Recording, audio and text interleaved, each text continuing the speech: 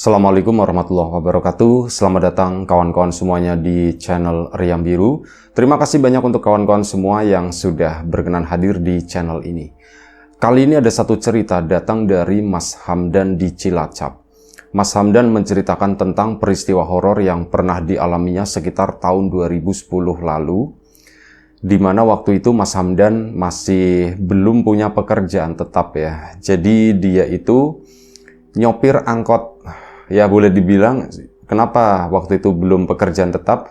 Sopir angkot itu kayak dijadikan cuman ini doang, kayak paruh waktu sambilan begitu ya. Daripada aku nganggur, aku mau nyopir angkot aja lah. Sebelumnya itu Mas Hamdan pekerjaan tetapnya itu adalah seorang sopir pribadi. Tapi karena waktu itu sebelumnya bosnya itu meninggal, akhirnya ya sudah, keluarganya nggak butuh sopir lagi. Mas Hamdan pun akhirnya nganggur. Nah, di situ buat ngisi waktu, sesekali Mas Hamdan itu bawa angkot. Jadi pada suatu hari itu pernah ada satu kejadian yang ya sampai sekarang itu udah bisa dilupakan oleh Mas Hamdan.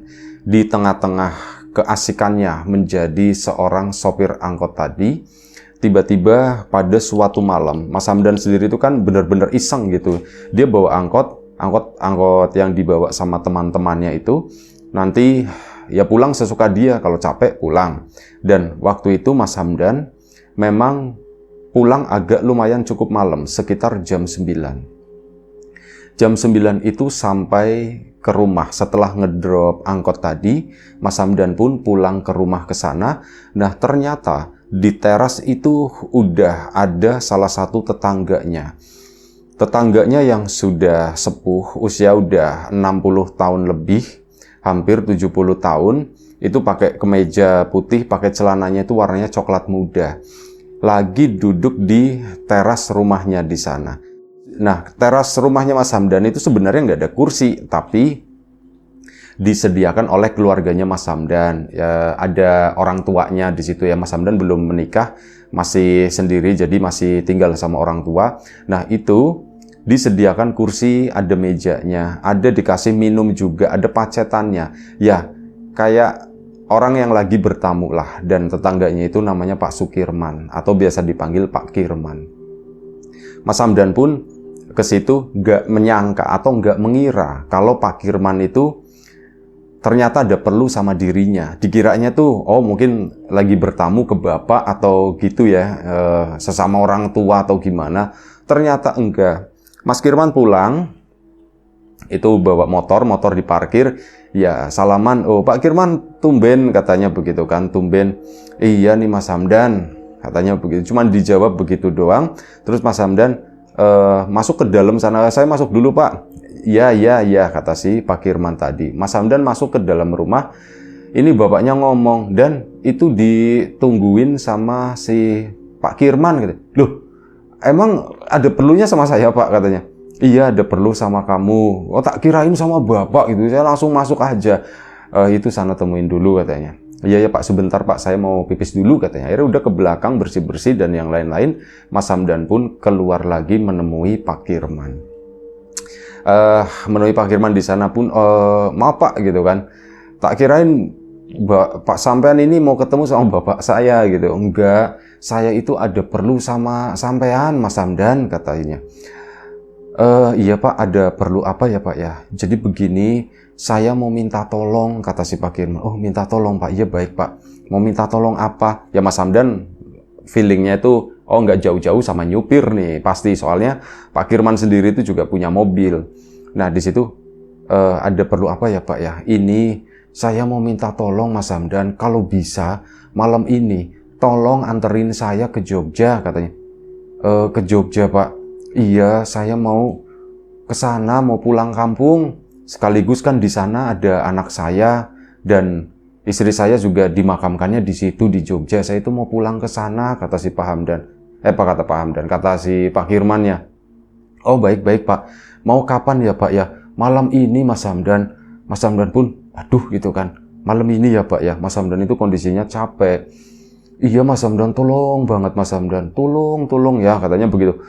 Mas Hamdan merasa ndak enak gitu kan. Dan Pak Kirman itu memang sebelumnya itu juga, memang jaraknya udah lumayan cukup lama ya, tapi beberapa kali itu memakai jasanya si Mas Hamdan tadi. Suruh nyupirin begitulah. Nah, ya nyupirin jarak-jarak dekat, nggak nyampe menginap atau apa, karena dulu waktu itu kan masih kerja sebagai seorang sopir pribadi, jadi nggak bisa pergi jauh-jauh lama-lama kan. Nah, akhirnya apa? Dengan berat hati, Mas Hamdan itu dengan berat hati, ya sudah Pak, baik Pak. Terus nanti mobilnya gimana Pak? Ini kan saya misal nganter Bapak ke sana. Mobilnya nanti ditinggal di sana aja Mas. Gimana sampean nanti sekalian sama ongkos pulangnya dan yang lainnya tak urusin semuanya, katanya begitu. Ya sudah gitu kan, Mas Hamdan pun tidak masalah dengan hal tersebut. Ya sudah Pak. Mau berangkat jam berapa Pak? Ya saya sih maunya secepatnya. Baik, begini aja kali Pak, ini kan jam berapa sih? Jam 9 lewat ya waktu itu. Dan Mas Hamdan pun bilang, kalau misal jam 10 gimana Pak, kita berangkat dari sini. Ya sudah, baik-baik, kata si Pak Kirmannya tadi. Akhirnya jam 10 ya Mas Hamdan ya. Iya saya tunggu di rumah ya. Iya Pak, baik Pak. Rumahnya memang nggak jauh dari rumahnya Mas Hamdan, jalan kaki juga nyampe gitu kan. Baik Pak. Ya sudah, saya permisi dulu. Akhirnya bapaknya Mas Hamdan pun dipanggil, Pak Kirman pun pulang. Nanya kan, gimana dan kamu sanggup? Kata si bapak. Ya sanggup sih Pak. Kamu nggak kecapean atau gimana? Hati-hati ya bawanya, nggak usah cepet-cepet juga, kata si bapaknya. Iya Pak, tak bawa santai aja. Lagian ya nggak tahu Pak Kirman maunya kayak gimana, mau dibawa santai atau mau dibawa ngebut. Tapi biasanya Pak Kirman nggak suka ngebut-ngebut, kata si Mas Hamdan. Ya wis, kamu istirahat aja dulu sebentar. Iya Pak, ini ya masih jam segini, lumayan lah Pak, setengah jam. Saya mau ngeliap dulu ya Pak ya, kata si Mas Hamdan. Iya ya udah, sana kamu ngeliap dulu aja. Akhirnya apa, Mas Hamdan pun rebahan sejenak di ruang tamu di sana, di sofa, di atas sofa. Tidurlah lumayan ya, tidurnya supir ya. Jadi sebentar aja itu sangat berarti, itu cukup banget. Jam 10 kurang 5 dibangunin sama bapaknya. Dan Hamdan, udah jam 10, kata bapak. Oh iya Pak, Mas Hamdan pun langsung bangun, cuci muka dan sebagainya, ganti baju dan langsung menuju ke rumahnya Pak Kirman. Jalan kaki ke sana, masih ada beberapa warga yang melek di situ kan. Dan mau kemana ditanya. Ini mau nganterin, mau bawa Pak Kirman, katanya. Loh, bawa Pak Kirman kemana? Mau ke Jogja, katanya. Oh ya sudah. Loh, pulang ke sana ke anaknya. Iya, katanya mau pulang ke sana dan ya mungkin mau nyekar kali ya ke istrinya, pikirnya sih itu. Oh ya wis. Akhirnya si Mas Hamdan pun singkat cerita sampai di rumahnya Pak Kirman. Pak Kirman lagi-lagi sudah nungguin di teras di sana. Semuanya itu udah siap. Jadi mobil itu udah tinggal make doang, udah dikeluarin dari garasi. Pak Kirman yang udah duduk di sana, barang-barangnya pun udah dibawa. Nah, waktu itu Mas Hamdan sempat nawarin kunci dikasih gitu kan. Pak Kirman mau duduk depan atau di mana? Saya duduk di belakang aja, soalnya saya tuh mau istirahat. Itu yang agak panjangan, enak tidur miring, kata si Pak Kirman. Oh ya sudah Pak, baik. Akhirnya apa? Mas Hamdan pun ya mulai ngidupin mobil dan sebagainya. Si Pak Kirman pun naik. Sebelumnya ngunci pagar dulu gitu ya. Setelah itu Pak Kirman naik ke dalam mobil dan ternyata di rumah Pak Kirman itu sendirian. Ada anaknya tapi tidak tahu kemana gitu ya, mungkin dia lagi ada perlu atau gimana. Ada anak sama menantunya, sama ada beberapa cucunya di situ. Akhirnya sudah si Pak Kirman naik, perjalanan malam pun dimulai. Saat di awal-awal perjalanan ya Pak Kirman itu ngobrol-ngobrol. Maaf ya Mas Hamdan ya, pertama dibuka dengan hal seperti itu. Saya jadi merepotkan, malam-malam begini sampean itu pasti udah capek. Habisnya saya bingung, saya mau minta tolong sama siapa lagi. Nggak apa-apa Pak, nggak apa-apa, katanya. Ini tadi saya juga udah ngeliap sebentar Pak, ya tidur ayam, tidurnya supir, lumayan ini udah seger lagi Pak gitu ya. Iya Mas Hamdan, nanti sampai sana ya sampean pulangnya itu ya nanti tak urusin semuanya, kata si Pak Kirman. Iya ya baik Pak, itu gampang, kata si Mas Hamdan kan ya. Ngobrol-ngobrol sejenak, cerita tentang anak dan menantunya, cerita tentang cucu-cucunya, sampai akhirnya si Pak Kirman itu nyebut, saya itu kangen sebenarnya, pulang ke sana itu kangen sama istri saya yang sudah meninggal, Mas Hamdan. Oh iya ya Pak, ya udah lumayan cukup lama ya Pak meninggal. Wah udah lama, udah ada 10 tahun kata si itu kan. Iya itu waktu yang lama, tapi ya kayak gitu Mas. Saya itu sering banget gitu yang namanya nyekar atau apa, sering banget ke situ dan sebagainya lah, dan nggak tahu udah beberapa hari ini anehnya saya tuh pengen banget balik ke sana ke rumah, nggak tahu ada hawa-hawa kangen gimana katanya begitu. Mungkin sekitar 1 jam perjalanan pertama, entah sampai itu udah sampai mana gitu ya. Pokoknya 1 jam perjalanan si Pak Hamdan pun mulai nggak bersuara, mulai diem aja dan sempat ngomong, Mas Hamdan, saya tinggal nggak apa-apa gitu kan. Oh iya nggak apa-apa Pak, iya saya mau tidur dulu, ngantuk soalnya. Oh iya silakan Pak. Akhirnya Pak Hamdan, si Pak Kirman pun tidur, terdengar bunyi ceklek, masang sabuk pengaman gitu. Ya syukurlah, ngerti gitu kan, daripada nanti lagi tidur, terus tiba-tiba ngerem mendadak, kenapa kaget gitu kan. Nah Pak Kirman itu tahu. Akhirnya dipasanglah sabuk pengaman.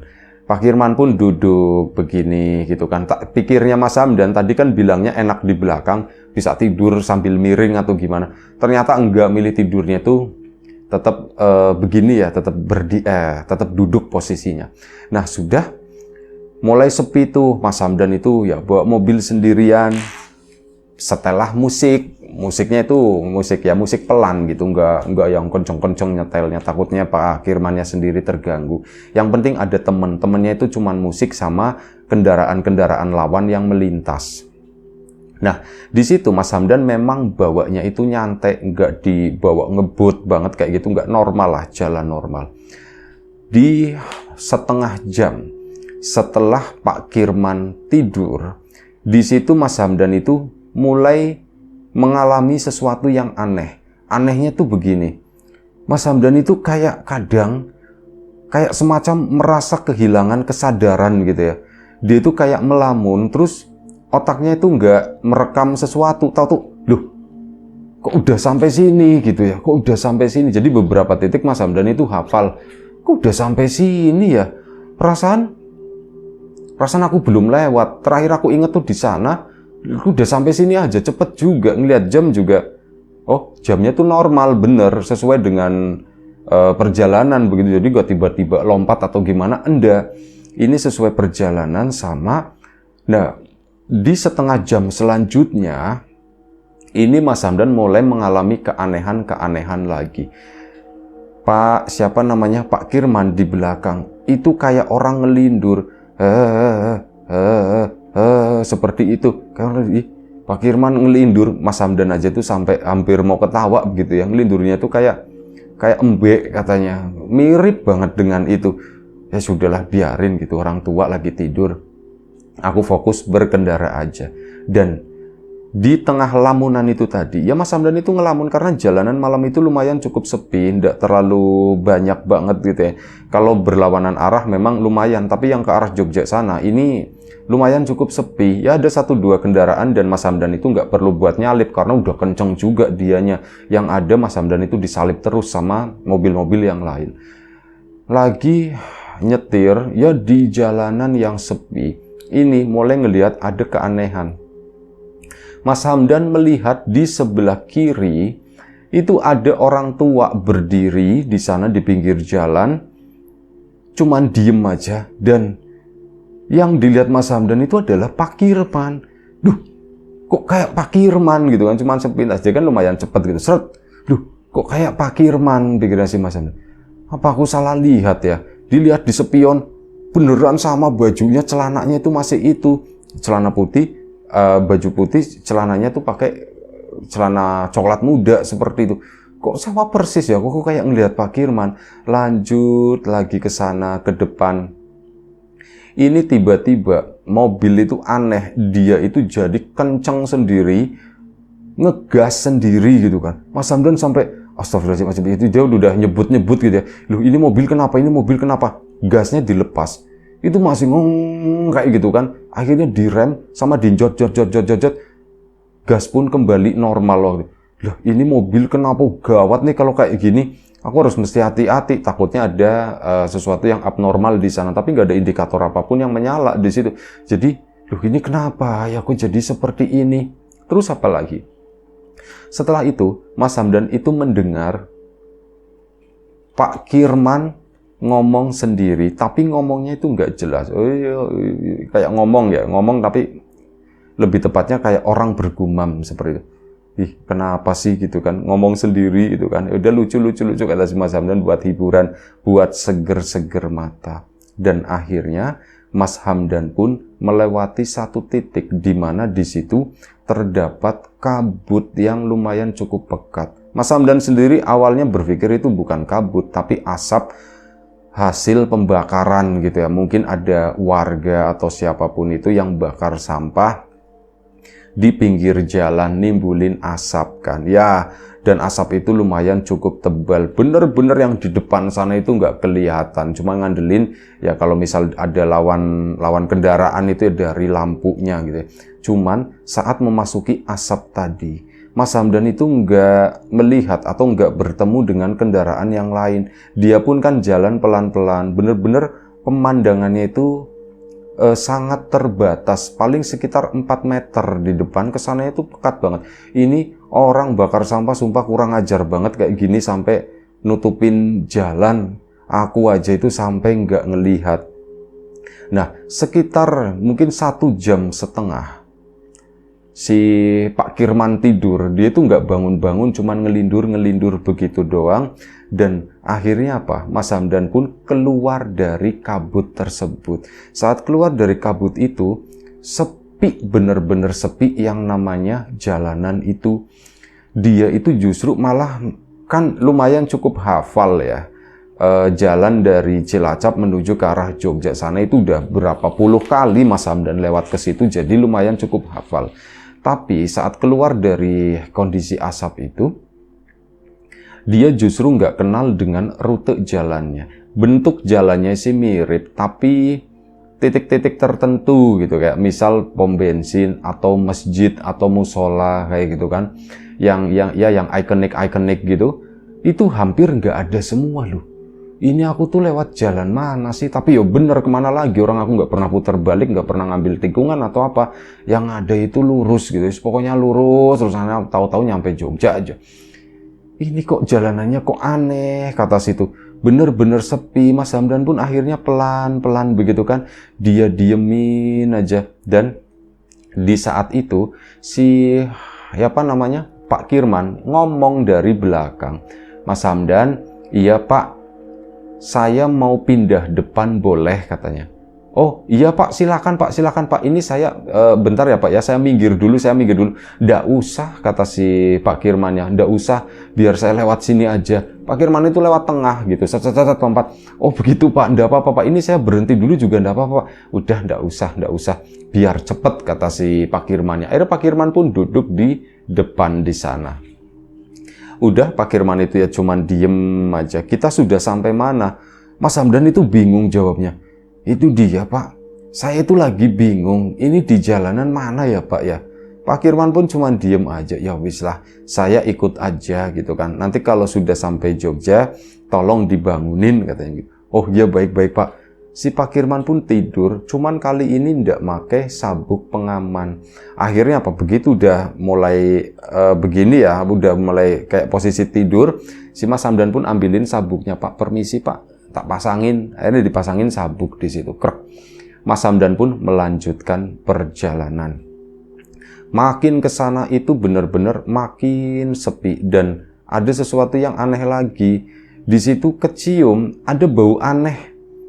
Bau aneh dalam artian tadi tuh nggak ada di mobil tersebut. Mas Hamdan nyium, kok ada kayak bau-bau melati gitu ya, tapi tipis banget gitu kan. Ini ada bau-bau melati nih. Ya kepikiran horor juga, guys. Jangan-jangan gitu kan, permisi gitu ya. Si Mas Hamdan pun ngomong sendiri, permisi ya Mbak, numpang lewat, permisi ya Mbak. Ngomong-ngomong seperti itu, akhirnya sudah lanjut lagi sampai akhirnya ini si Pak Kirman itu masih tidur di situ kan. Nah, Mas Hamdan itu kebelet banget. Aku tuh kebelet banget. Aduh, aku udah mulai kebelet pipis. Dan akhirnya Mas Hamdan pun berhenti di sebuah pom bensin di sana. Berhenti sejenak cuma mau pipis doang. Bensin itu full, udah di-fullin sama si Pak Kirman. Nah, turun ke sana ke toilet. Saat ke toilet, Mas Hamdan keluar gitu ya, keluar dari pintu toilet sana. Dia itu kan ada lorongnya gitu, ada beberapa bilik gitu kan. Nah, di lorong tersebut ngelihat si Pak Kirman juga habis dari toilet ke sana jalan. Pak Kirman juga dari toilet gitu kan. Udah setelah itu Mas Hamdan cuci-cuci tangan dan sebagainya kayak gitu kan. Terus keluar dari toilet tersebut. Nah, si Pak Kirman udah ndak ada. Mungkin dia udah masuk ke dalam mobil. Terus ke situlah si Mas Hamdan menuju ke mobil. Di mobil Pak Kirman itu, Pak Kirman pindah ke belakang lagi ternyata. Ya wis lah, aku masuk ke ruang kemudi di sana dan Pak Kirman ini sabuknya masih nyantel gitu, berarti nggak benar-benar dilepas gitu. Wis lah, pokoknya jalan lagi lanjut ke sana. Dan singkat cerita itu kan dibawa itu memang pelan banget ya mobil ya. Dan sampai di memasuki Jogja itu sekitar pagi subuh. Subuh itu masuk Jogja. Nah, saat subuh masuk Jogja, di situ si Mas Hamdan kan nggak tahu alamatnya itu di mana gitu. Alamat persisnya ya, kalaupun tahu gitu kan, kalaupun pernah ke situ, udah lupa tentu saja. Nah, ini tuh di mana ya gitu. Akhirnya si Mas Hamdan pun minggirin mobil, coba bangunin Pak Kirman. Pak Kirman, nuwun sewu Pak gitu kan. Pak, saya mau tanya Pak gitu. Ini kita udah sampai Jogja Pak gitu. Duh, Pak Kirmannya tuh masih tidur aja gitu. Mas Hamdan pun turun akhirnya ke sana, buka pintu samping di tempat di mana Pak Kirman duduk di situ. Pak, nuwun sewu Pak, nuwun sewu, udah sampai Jogja Pak. Ini terus kita lanjut kemana Pak? Ditepuk-tepuk, Pak Kirman itu diem aja. Dan akhirnya Mas Hamdan pun agak sedikit kasih goncangan begitu ya. Mulai khawatir loh. Ini aduh, jangan-jangan gitu kan. Jangan-jangan meninggal ini Pak Kirman. Kepikiran seperti itu. Aduh, begini-gini Pak Kirman ditempelin ke sininya beneran gak ada nafas. Dan setelah beberapa saat gitu ya, Mas Hamdan pun akhirnya manggil beberapa orang warga yang ada di sana di pinggir jalan.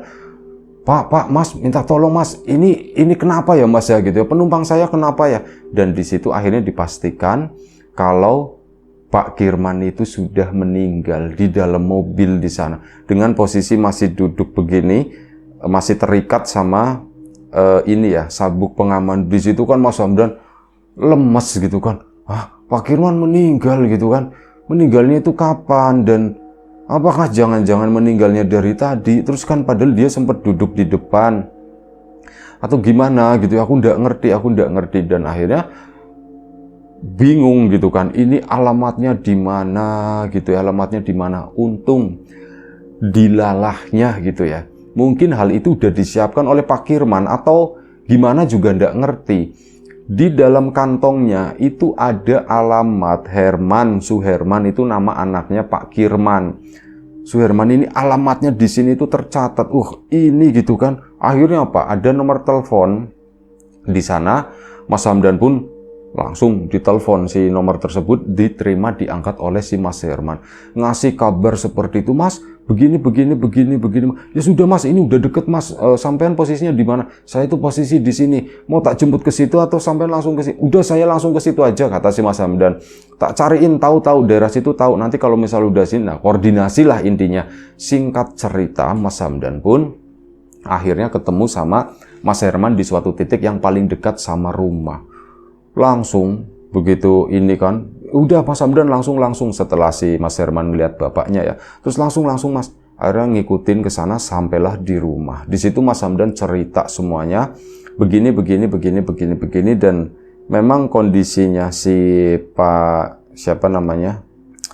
Kirman itu, kalau menurut medis gitu ya, ini meninggal itu udah lama. Jadi kalau dihitung-hitung, justru meninggalnya itu ya kemungkinan saat Pak Kirman bilang mau tidur, itu kemungkinan di titik tersebut. Jadi saat Pak Kirman seolah-olah pindah ke depan, itu sebenarnya Pak Kirman udah ndak ada. Saat berhenti di pom bensin, pantesan saat di depan itu cuma diem aja, itu ndak tahu siapa. Saat berhenti di area pom bensin tersebut pun sama, itu ndak tahu itu Pak Kirman atau bukan. Dan yang aneh itu lagi kan, melihat Pak Kirman itu di pinggir jalan di luar sana, itu yang mirip banget. Ya, si Mas Hamdan pun cerita ke keluarga gitu kan, dan ya tentu saja keluarga itu sedih, bener-bener sedih. Nah sebelumnya keluarga itu cerita Mas Herman, itu Pak Kirman itu sempat ngomong, aku pengen pulang. Nah sama Mas Herman, Pak, kalau mau pulang, sini tak jemput, Pak, katanya. Ah, ndak usah aja lah, nanti wis gitu. Nanti kalau Bapak mau pulang, tak kabarin. Itu selalu seperti itu. Bilang pengen pulang, katanya pengen ketemu sama ibu, maksudnya itu mau nyekar.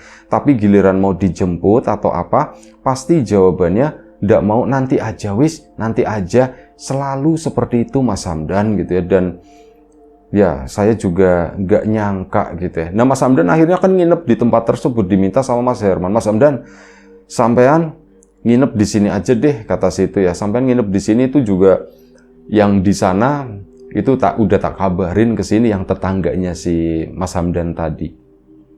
Akhirnya ketemu di situ dan ya wis ngobrol-ngobrol, anak-anaknya itu pada nangis. Dan ya setaunya Mas Hamdan memang Pak Kirman dan anak-anaknya itu hubungannya tuh baik-baik aja, nggak ada sesuatu yang gimana-gimana gitu. Anak-anaknya juga sayang dan sebagainya. Proses pemakaman pun dilakukan secara ya maksimal lah. Mas Hamdan itu menginap di situ, ngabarin orang tuanya, Pak ini begini ya, bapaknya juga kaget gitu kan. Akhirnya Mas Hamdan pun diminta di situ selama 3 hari. Nah 3 hari tersebut Mas Hamdan itu mengalami sesuatu di rumah duka itu. Di malam kedua lebih tepatnya. Jadi habis acara kumpul-kumpul warga gitu, kayak semacam acara tahlilan lah kayak gitu ya. Ini Mas Hamdan lagi duduk di situ ya, lagi duduk sama tamu-tamu tersebut. Mas Hamdan itu ngelihat, oh ya Mas Hamdan itu ndak bawa baju, akhirnya dipinjemin sama si Mas Herman. Nah, si Mas Hamdan itu ngeliatin ke arah mobil gitu kan. Biasa ngecek ini mobil perlu tak pindahin atau enggak, ini orang udah mulai banyak di situ, nanti muat atau enggak gitu kan, ngeliatin. Dia melihat si Pak Kirman itu lagi duduk di kursi depan, di sampingnya posisinya Mas Hamdan nyetir gitu ya. Kursi depan di samping supir itu lagi duduk di situ, lagi diem aja begini, lagi ngelamun. Mas Hamdan pun cuman diem aja gitu ya. Dan sampai akhirnya udah selesai, baru ngomong, Mas Herman, nuwun sewu, ndak tahu ini cuman perasaan saya atau memang saya beneran ngelihat. Tadi saya ngelihat Bapak, katanya. Oh iya Mas, di mana, ngelihat di mana? Itu di dalam mobil, katanya begitu. Oh ya sudah, ya minta doanya aja, kata si Mas Herman, minta doanya aja. Dan akhirnya pulanglah Mas Hamdan, ini udah selesai 3 hari, pulang, disuruh bawa mobil tersebut. Kalau yang keluarganya yang satunya, itu mereka kan dianterin pas balik ke Jogja. Nah ini ke sana ngikut sama si Mas Hamdan. Si yang laki-laki duduk di depan, yang ini duduk di belakang keluarganya. Di tengah perjalanan, ini ndak tahu cuman halusinasi atau memang beneran ya. Mas Hamdan itu ngelihat Pak Kirman itu lagi berdiri di pinggir jalan, terus begini, kayak dadah seperti itu sambil senyum. Dan tentu saja Mas Hamdan pun udah dibayar sama keluarganya. Ya itulah salah satu pengalamannya Mas Hamdan menjadi seorang sopir kayak gitu, membawa orang yang sudah meninggal. Itu aja. Baik, kawan-kawan di rumah, terima kasih banyak atas support dan dukungannya, apapun itu, kawan-kawan subscriber, kawan-kawan membership, kawan-kawan yang udah kasih support dalam bentuk super thanks Kriam Biru, terima kasih banyak. Kawan-kawan yang udah ngasih like, udah nge-share ke yang lainnya, kawan-kawan yang udah ninggalin komentar juga terima kasih banyak. Doa terbaik dari kami untuk kawan-kawan semua, semoga selalu diberi kemudahan dalam hal apapun, termasuk kemudahan dalam hal rezeki. Yang sakit segera diberi kesembuhan, yang sehat tetap dijaga kesehatannya. Sampai jumpa di episode selanjutnya Riam Biru, dan semua kebaikan-kebaikan itu nanti semoga dikembalikan lagi ke kawan-kawan semuanya. Jaga kesehatan kawan-kawan tentunya. Terima kasih banyak sekali lagi. Assalamualaikum warahmatullahi wabarakatuh.